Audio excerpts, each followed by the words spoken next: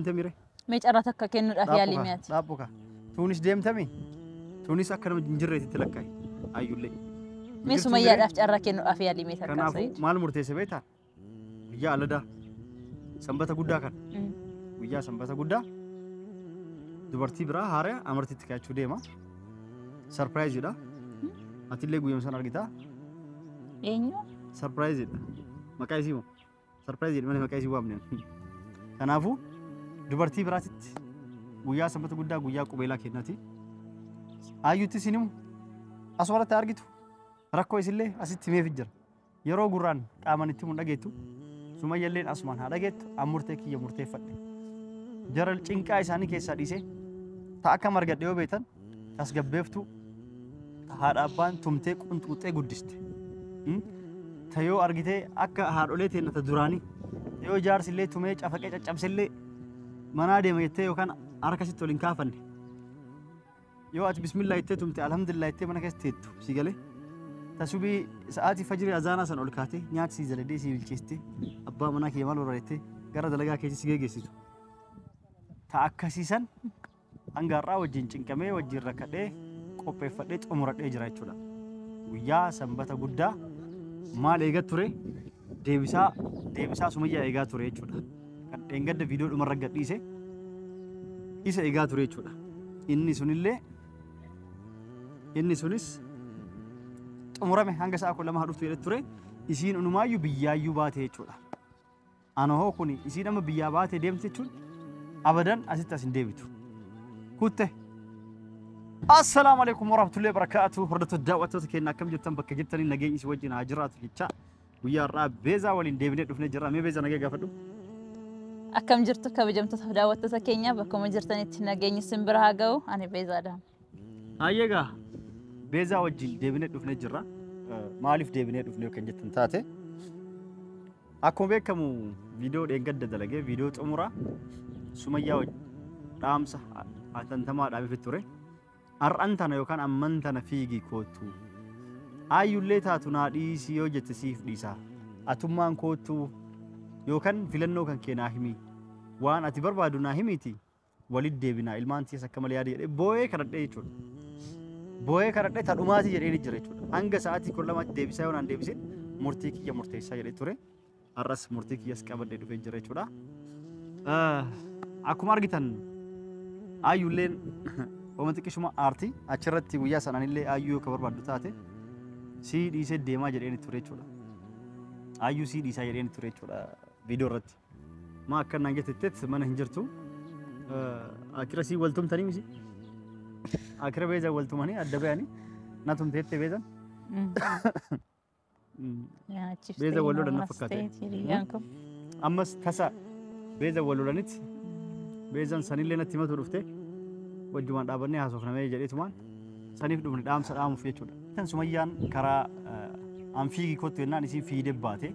بيه كيسا باته غره يمني ديمته چودا فيغا يچودا فيغا ديمته دفو ديده چودا فيلنولي انكني هوند ديده اسيله تاتو سي ديسه يدين وان بربادو وان برلو جراتي نا غافدو يدين هوند سان ديده تنافو هوند ديده تنين حال سنين فيلچيسه توري فيلنو يچودا yoo isi yamani fiigaa dheete maal jette rakkadhee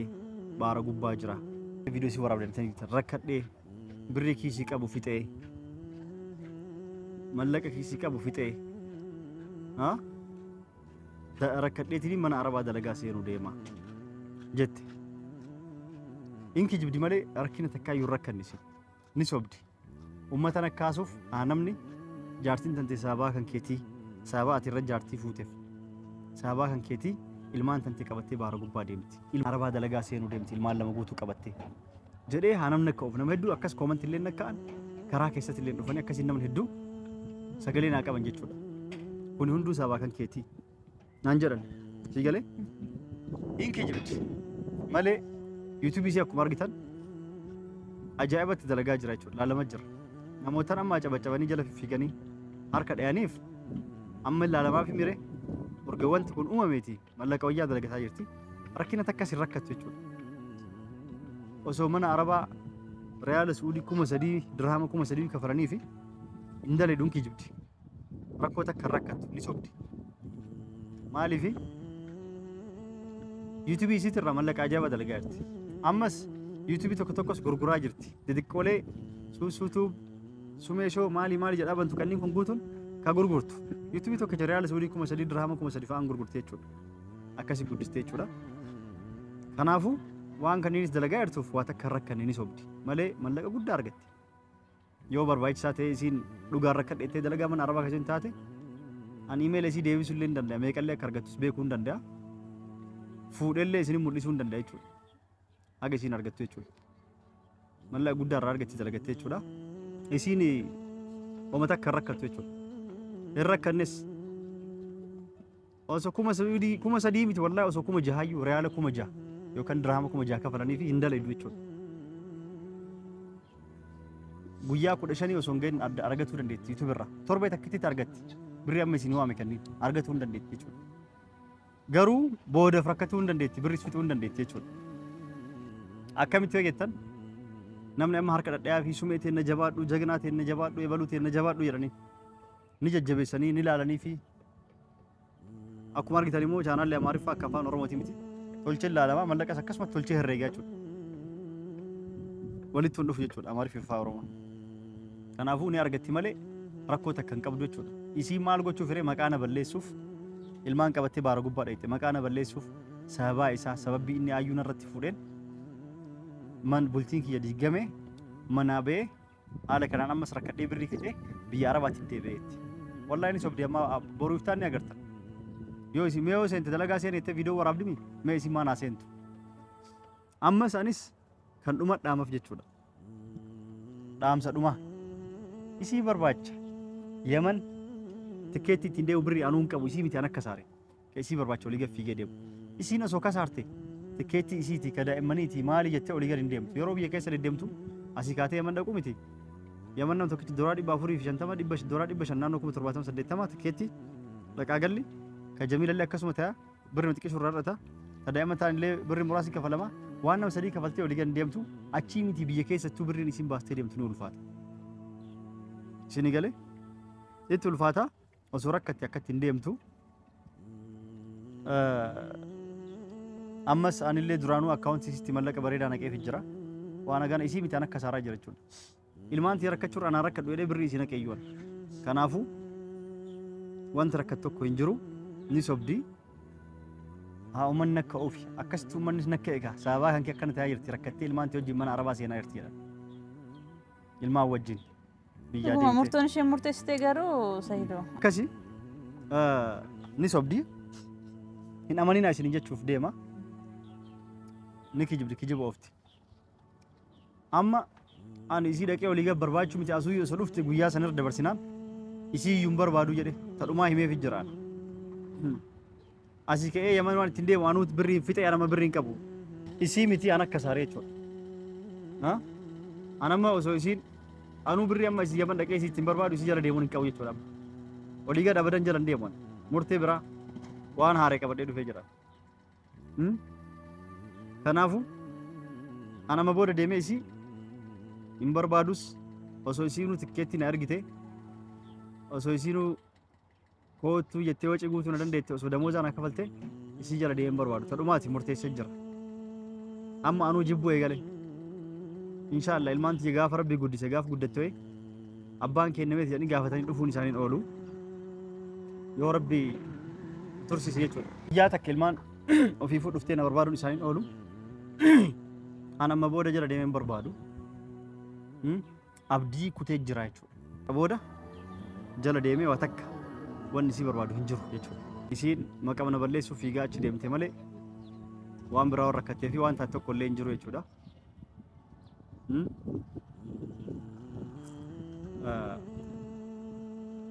kanaafuu maal jettee miti gumaafuu murtoon Sumayyaan murteessitee ani akka nama tokkotti sirri ma jirti jedhee yaada. Akkami sirri? Maalidhaa fi ayyuunis sirriya kiyya taatullee waan ishee irratti raawwatamaa ture sirraa eegaleeyyuu wantoota fakkeenyaaf Sumayyaa irratti ta'aa turan fageenyumaadhaan illee ta'u inuma hordofaan ture. Isinirra bada waan hin fagaanneef waa hundaan hin beekaa ture. Kanaaf akka nama tokkotti murtoon isheen murteessite sirrimaadhuma jedhee yaada. Maaliidhaaf yoo isheen jiraatteedha ijoollee ishee kan jiraachisuu dandeessu, yoo isheen nagaa taateedha, yoo sammuun ishee nagaa ta'eedha ijoollee isheedhaaf iyyuu haadha gaarii taate, hiriyaa taate isaanii afiyyuu jiraachuu kan dandeessu. Jalqaba eenyuuf iyyuu miti ofuma isheef iyyuu kan jiraachuu qabdu yoo sammuun ishee nagaa ta'eedha. Sammuun ishee immoo akka duraan sanatti yoomiyyuu nagaan ta'uufi ture. Yeroo muraasaadhaaf illee ta'u boqonnaa argachuu qabdi, aara galfachuu qabdi. Ani kan dhibbadhee duratti mallaqa qabu ennaa isheen jettee bara gubbaatti akkasitti ennaa isheen dubbattu baay'ee natti dhaga'ame ture. Dhuguma mallaqa qabdu taanaan hin rakkatti. Ijoollee makeedha waan ta'aniif iyyuu isheen illee akkasitti ta'uu hin qabdu. Garuu mallaqa qabdi taanaan hanga kanatti boqonnaa fudhachuudhaaf iyyuu isheef bareedaadha. Sumee bakkuma jirtutti nagaa ta'e, homaan ta'in, hamtu sin argin ijoollee kee Rabbiin siif haa guddisu. Of eeggadhuma socho'ii siin jedha. Murtoon ati murteessitee waanuma ta'uu qabudha. Anis irratti baay'een aareera. Maaliidhaaf amma isheen biyya gadhiistee baatutti ishee amantii dhiisuun qabdu ture. Ijoolleen kee biyya ormaatti akkasitti olii gadi deemu jooruun hubachuu qabu jedhee yaada. Garii otoo gooteef hin deemtu ture. Waan barbaadu filachiise bara. Waan isii feesu guutu filachiise. Ayyuus taatu sii dhiisaa jedheen. Ayyuun sabaa sana aartee mana hin jirtu. Miira ma'aarii keessa waan jirtudha. Amma waan ta'e siimu. Namni jaartiin qabne laaxxee fi nama tokko mataani. Sumayyalleen urga gaafa waan kun eegalame irraa kaastee mana hin jirtu. Mana duwwaa keessa taa'aa jechuudha. Ayyuu taatu. Kaameerratti waraabamuu baatu malee gaaf takka wal lolla. Gaaf takka naraaramna. Gaaf takka deemtee fa'aa nama waa dalagu jechuu dandeetti argite. Uffata ayyuu hojjettu bira miccisiisa. Nyaata ayyuu yookaan alaa nyaadhaa yookaan biraatti dalaga. Si galee maaliif wanta kana haasa'uuf aanam dhugaa naa beekuuf. Amma akkuma nama jaartii mana keessa hin qabnetti ta'e. Ofii isiin ni jirama jetti ofii hin jirtu. Isilleen ayyuulleen. Amma isilleen dandeenye isilleen sababbiin dheengaddaayyuu ayyuu si dhiisonni jedheef aareetu madhaa'eeti. Amma jechuun san jedheefu akira si waltumtanii isin tumte waltumtanii na tumteettee na himatu dhufteeyyuu akkasitti wal agarree kanaafuu amma maal murteesse siimuun ayyuttillee hin himu hin ayyamsiisullee hin kadhullee maaliif isiin akka jaartii taate silaa jaartiin tiyya takka na jalaa baddee deemte mire mee carraa takka kennuudhaaf yaalii mi'aati dhaabbuka tuunis deemtame tuunis akka nama hin jirreetitti lakkaa'e ayyullee mee sumayyaadhaaf carraa kennuudhaaf yaalii mee takka kanaafuu maal murteesse beektaa guyyaa aladaa sanbata guddaa kan guyyaa sanbata guddaa dubartii biraa haaraa amartiitti kaa'achuu deema sarpiraayiziidha atillee guyyama san argitaa eenyu sarpiraayiziidha maqaa isii moo sarpiraayiziidha malee maqaa isii waamne kanaafuu dubartii biraatitti guyyaa sanbata guddaa guyyaa qubeelaa kennati ayyuutti isin himu asumatti argitu rakkoo isillee asitti meef jira yeroo gurraan qaaman itti mun dhageettu sumayyalleen asumaan haa dhageettu ammurtee kiyya murteeffadhe jara cinqaa isaanii keessaa dhiisee ta'a akka margadhe yoo beektan tasgabbeeftu haadha abbaan tumtee qunxuuxee guddiste tayoo argitee akka haadholee teennata duraanii yoo jaarsillee tumee cafaqee caccabsillee manaa deema jettee yookaan harka sitti waliin kaafanne yoo ati bismillaa jettee tumte alhamdulillah jettee mana keessa teettu si galee tasubii sa'aatii fajrii azaanaa san ol kaatee nyaata si zaladee si bilcheessitee abbaa manaa kee maal barreettee gara dalagaa keessa si geessitu ta'a akkasiisan hangaarraa wajjin cinqamee wajjin rakkadhee qopheeffadhee xumuradhee jira jechuudha guyyaa sanbata guddaa maal eegaa ture deebisaa sumayyaa eegaa ture jechuudha kan dheengadda viidiyoo dhumarra gadhiise isa eegaa ture jechuudha inni sunis xumurame hanga sa'a 12 haa dhuftu jedhe ture isiin unumaayyuu biyyaayyuu baate jechuudha anoo kun isiin amma biyyaa baate deemte jechuun abadan asitti as hin deebitu kutte asitti hin deebitu si galee midhaam isiin asitti maal na dhagaa jirtu gara biraa deemee eessa deemte asuma jirtu maal jechuun yaadaan gara biraa deemee waan ati dubbattu akkasitti ta'umaa guyyaa sanbata guddaa guyyaa aladaa qubeelaa godhachuuf dubartii biraa qopheeffadhee jira amartiitti kaadhee sanbata guddaa yoo sagantaan kenna akkas ta'e suurallee taatu isinii gadhiisa haga viidiyoo waraabamee edittee xumuramee isiniif maxxansutti obsaan nu eeggattanii torbaanuu san keessa isinii gadhiisa sumayyalee asirratti argitu har'a booda yoo sumayyalee sitti deebi'an jette hin deebisu ayyulleen yoo lakkii fudhadhee baga gammadde baga fuute mabruuk naan jette yoo obsaan naa hojjete itti haateettu amalesii haga isii sirreessu akkasii sirreessaa garuu miidhama kiyya tanana bakka naa buustu tabiraa bakka kaadhee jechuudha yoo ayyuun lakki maaliif narra fuute maaliif narratti akkas goote jettee balaa ka buustu taate isilleen achiin haa deemtu isillee ni qajeelcha sii galee kun murtii kiyya ka dhumaati jechuudha. Garuu takkitti isii sanni fuudha olii gad hin jenne sii galee achiin booda osoo sumayyalee ni deebi'a siifuu kafalee ni deebi'a jette ayyuullee yoo ka deemtee jiraattaate osoo ni deebi'a jette tabirallee irratti dabalee hin fuudhu ta duraan deemtellee hin deebisuufitti tama haariyaa tanaa wajjin bultii kiyya haariyaa jiruu kiyya haariyaa eegaluuf murteen kiyya har'aa ka xumuraati jechuudha. Sayid salphishin ta'uu karaa kanaatiin jechuudha. Mee sumayyaadhaaf carraa tokko kennuudhaaf yaaleema. Yeroo meeqa kenneef? Isa dhumaa jechuudha. Isa dhuma carraa takka kennuudhaaf. Dhiira biraa osoo taate abadan akkatti jala fiigee hin deemu. Micarruma takka kennu ijoollee makkeef jette ishumaaf illee jette miira aarii keessa waan jirtu deemte. Ni beeka jaartii marra fuudhe waan biraan balleessine fuudhe sabaa san aarte filannoo kan kee wanta barbaadu naa himi jedheen naa himuu didde deemtemi. Wanni nuti dogoggorroon dhumtiin sirraa waan ta'eef. Dhiira biraa osoo taate akka an asii Baardaar jala fiigu asii haga Direedoo Afarar jala fiigu asirraa haga Yemanii jala fiigu biyyarraa biyyatti haga jala fiigu kana dhiira biraa osoo taate jala fiigu.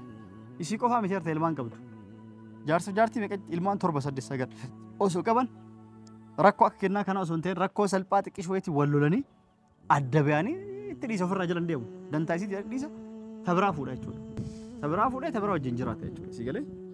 anillee akkasitti murteeffadhee jira. Jara lachuu ofirraa dhiisee murteen kee har'a kadhumaati. Sanbata guddaa jechuun guyyaa 3-4 taafee guyyaa sanbata guddaa guyyaa aladaa guyyaa amartii kiyyaati